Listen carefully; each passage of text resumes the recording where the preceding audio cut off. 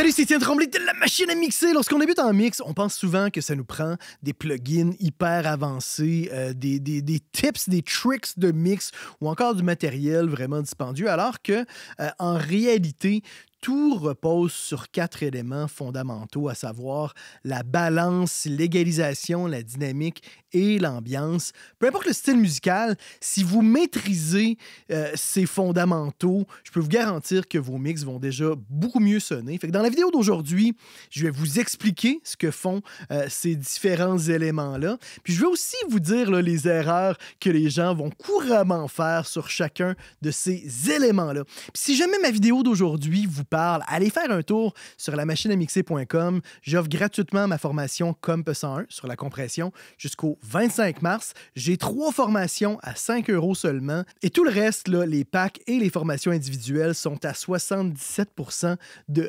réduction jusqu'au 25 mars inclusivement. Ne manquez pas ça.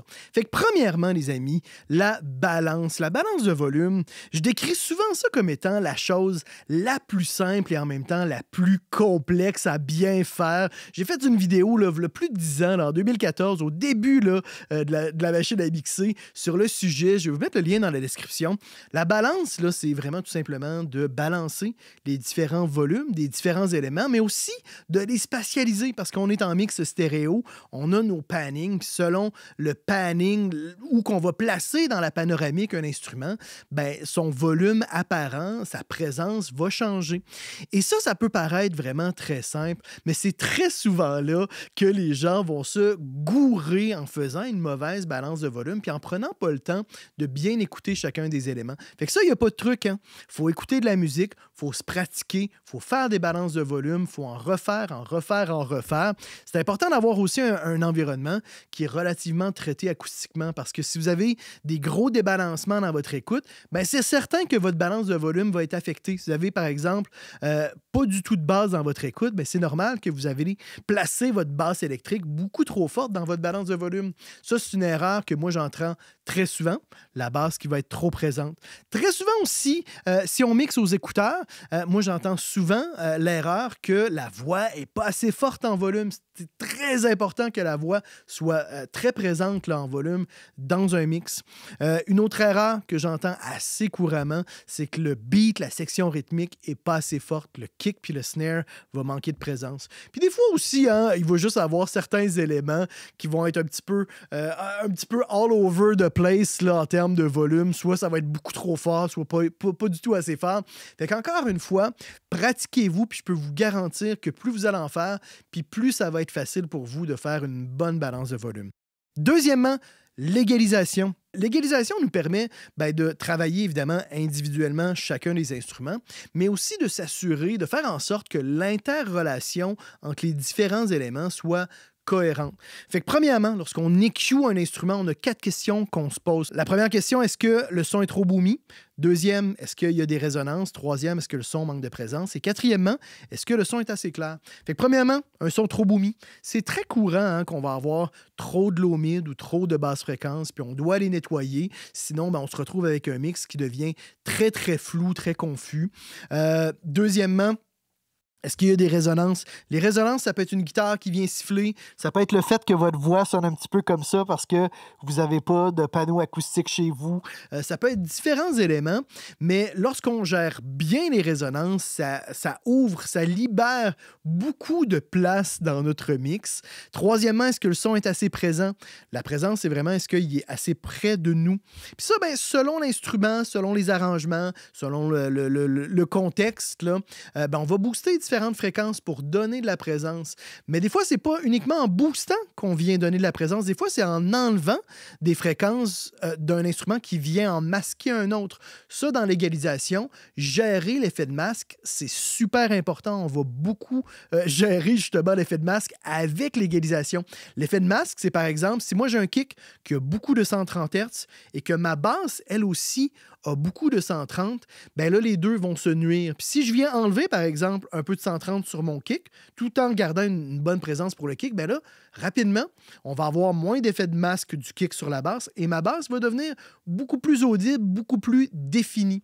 Fait que ça, c'est un des grands rôles aussi de l'égalisation, c'est encore une fois de gérer l'effet de masque. Moi, dans les erreurs que j'entends couramment, ben, premièrement, c'est d'avoir une voix qui est trop claire. Très souvent, les gens vont booster les hautes d'une voix, alors que dans bien des cas, la présence d'une voix va plutôt se passer dans les environs du 1000 Hz et non dans le 10 000 Hz, c'est plus.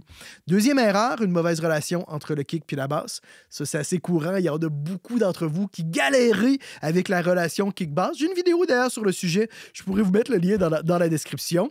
On a aussi une mauvaise gestion ou aucune gestion du tout des résonances. Comme je vous disais, lorsqu'on les gère bien, les résonances, ça libère beaucoup d'espace dans le mix. Puis des fois, les résonances, c'est pas toujours évident de bien les entendre.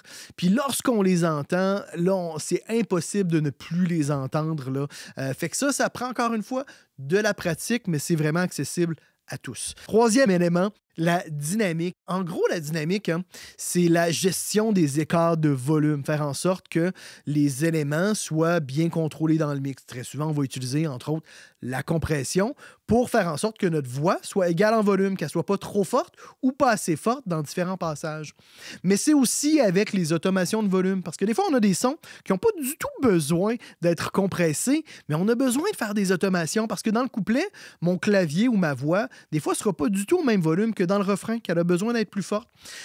Puis, ben, la gestion de la dynamique, ben, c'est aussi le fait de faire en sorte que le mix soit excitant, hein, parce qu'avoir un mix qui est très linéaire, ben, c'est pas un mix qui est super excitant, qui va pas être agréable à écouter. On a besoin d'avoir des éléments qui bougent pour que le mix soit vivant et que l'expérience pour l'auditeur soit excitante, soit captivante. Fait que ça se passe beaucoup dans la gestion des dynamiques. Une erreur que moi j'entends très souvent, c'est d'avoir une section rythmique qui est trop compressée. Ça, malheureusement, il n'y a aucune façon de récupérer au mastering, par exemple, une batterie ou un beat qui est over-compressé. Ou en fait, c'est très difficile là, parce qu'on a besoin de la dynamique des transients de la section rythmique pour que ça punch, pour qu'il y ait de la vie. Deuxième erreur que je vois très souvent, c'est une mauvaise gestion de la dynamique lors de la prise de son. Puis ça, c'est surtout pour les instruments acoustiques ou électriques. Soit avoir un batteur qui va avoir beaucoup trop de variations de dynamique pour son kick puis son snare, parce qu'il y a une mauvaise maîtrise de l'instrument.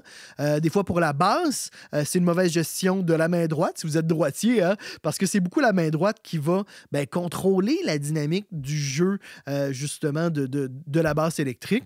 Fait que ça, déjà, à la prise, on peut déjà bien contrôler ça.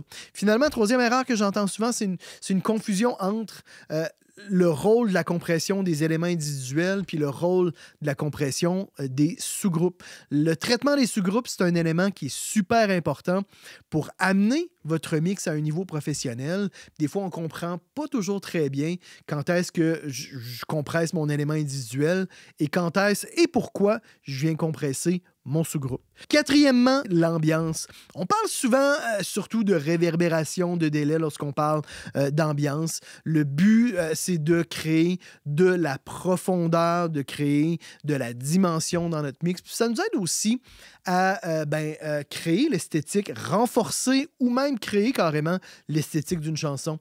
Parce que tout dépendant du type de réverbération, par exemple, qu'on va mettre sur une voix, ben, ça va changer complètement la vibe puis l'émotion d'une chanson. Et moi, une des erreurs que je vois très souvent, c'est trop de réverbération. Ça, c'est inévitable si on a un feeling que le chanteur, on entend que sa salle de bain, puis qu'on a une grosse réverb bien résonante, très claire dans le mix. Ça donne tout de suite une impression que le mix est amateur.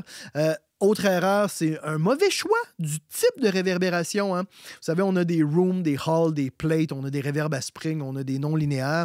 Toutes les réverbérations ont des rôles précis. C'est sûr que c'est interchangeable quand même là, dans certains cas, mais c'est important de comprendre comment et quand utiliser chacun des types de réverbération, parce que ça va nous arriver aussi des fois d'utiliser deux types de réverbération différentes, deux types différents de réverbération sur un même instrument pour, à ce moment-là, avoir un résultat qui va être beaucoup plus complémentaire.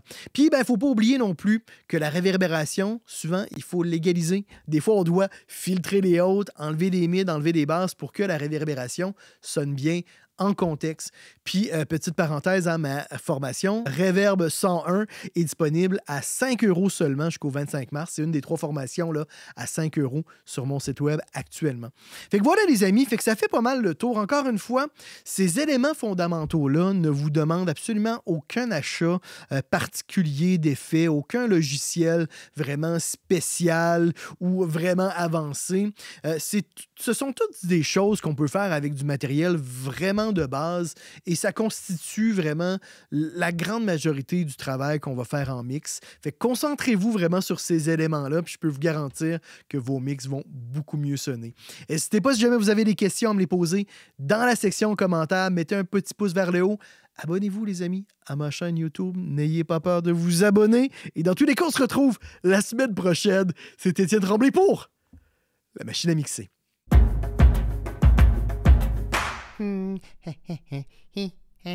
Abonne-toi. N'aie pas peur. Allez, clique. Abonne-toi.